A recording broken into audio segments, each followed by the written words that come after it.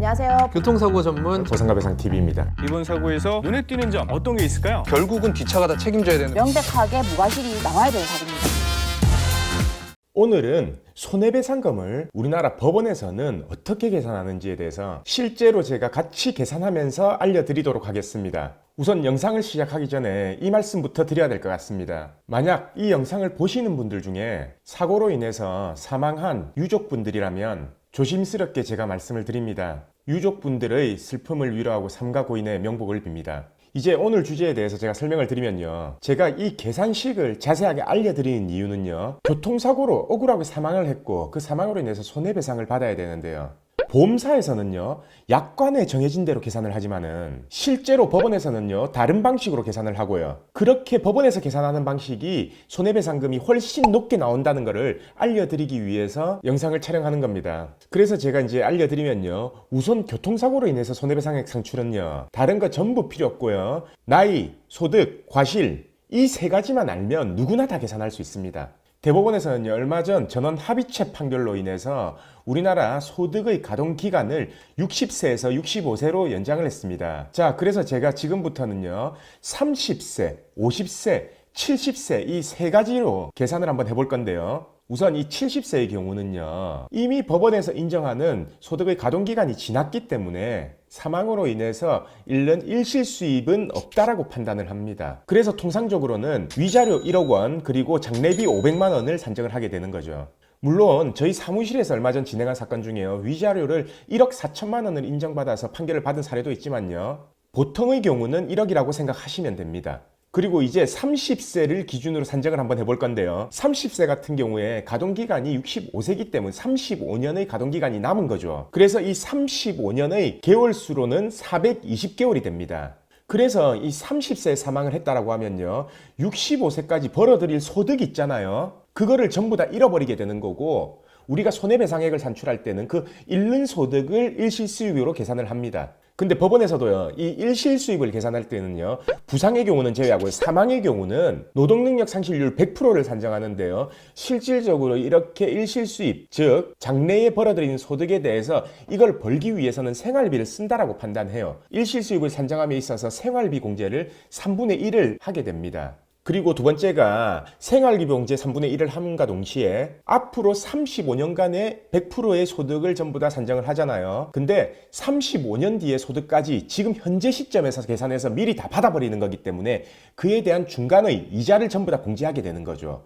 그래서 법원에서 산정하는 이자 계산 방법은 호프만 계수를 적용하게 되는데요. 30세의 경우 35년 즉 420개월의 호프만 계수를 보게 되면요.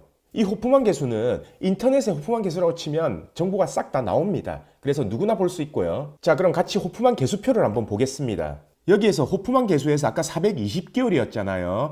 그래서 420개월에 대한 호프만 계수 이 빨간색 숫자를 보면요. 242.4663이라는 게 확인이 되죠. 하지만 법원에서는요. 240, 이 계수가 240이 넘을 경우 240을 한도로만 하고요. 그 이유는 이 개수가 더 커질 경우에는 이자의 괴리감이 너무 많이 크게 생긴다라고 해서 240을 한도로 하고 있습니다. 따라서 30세 이하인 경우에는요. 전부 240이 적용되는 겁니다. 자, 그렇다면 이제 같이 계산을 한번 해보면요. 법원 적용 최저임금, 도시이력 노임이죠. 약 300만 원으로 계산을 했을 경우에요.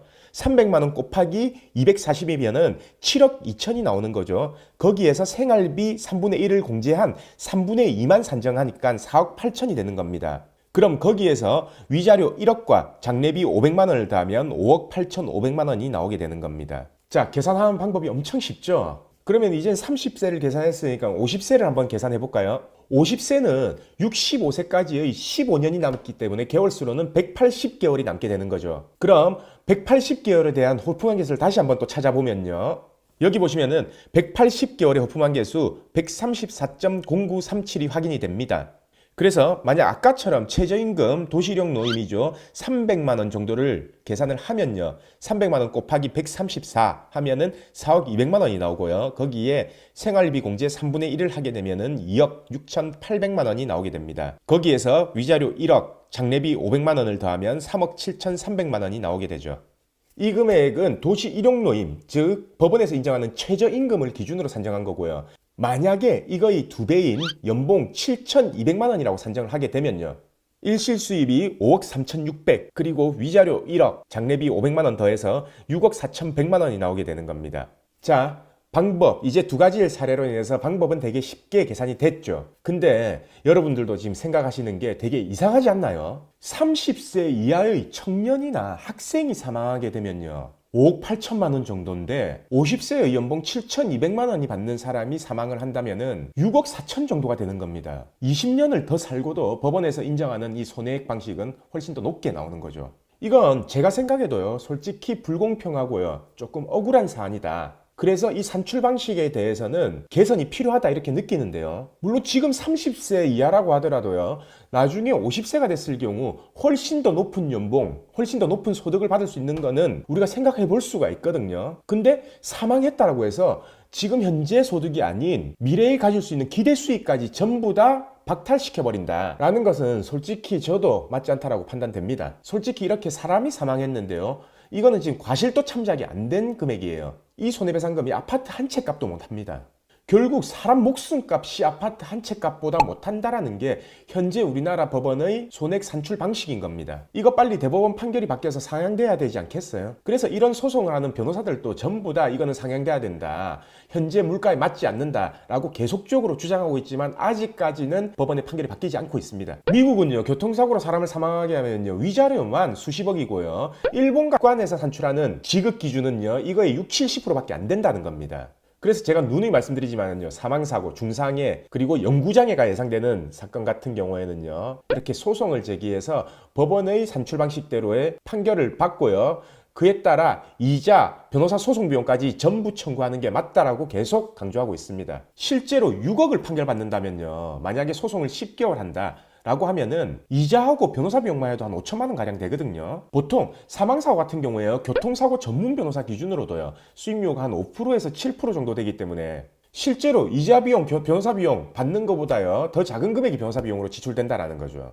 그래서 그 돈 받아서 변호사 비용 줘도 남습니다.